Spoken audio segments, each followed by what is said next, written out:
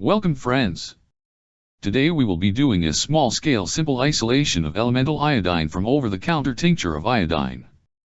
I bought 3 30 ml bottles of 2% tincture and added them to an Erlenmeyer flask using a funnel.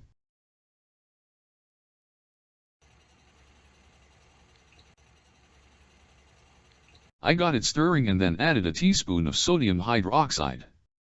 In this case food grade drain cleaner, yes food grade. It can be used to make awesome pretzels, perhaps more on that another time. The mixture quickly turns opaque as the various iodine species are converted into the colorless sodium iodide. We now have the elemental iodine trapped as a non-volatile compound, so we can proceed to gradually turn up the heat.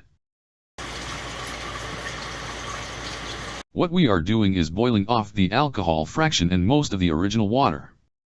Once the mixture begins to regain color and the bubbles become larger, turn off the heat and walk away. This is dangerous stuff and must be allowed to cool. Getting boiling lye on you will not end well. You have been warned. While waiting for it to cool, I prepared a small amount of 50% hydrochloric acid. I then added the acid to the cooled flask and restarted stirring.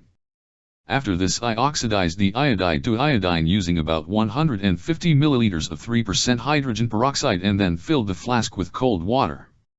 The iodine quickly precipitates and forms a flock. It is kind of pretty.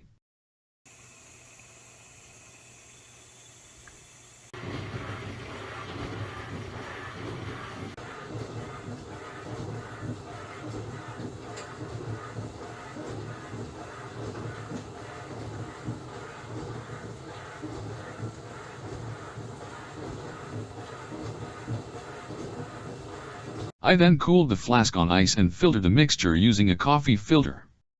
I briefly let the filter sit on a paper towel to absorb some excess moisture, then scraped the iodine off the filter using a spoon and put it in a beaker.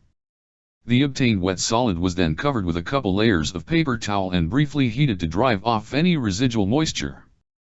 The vapor is kind of pretty, but do not breathe it, it will not cure COVID-19.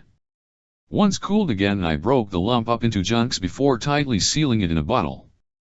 There you have it, a simple isolation of a very useful reagent. Until next time, stay curious friends.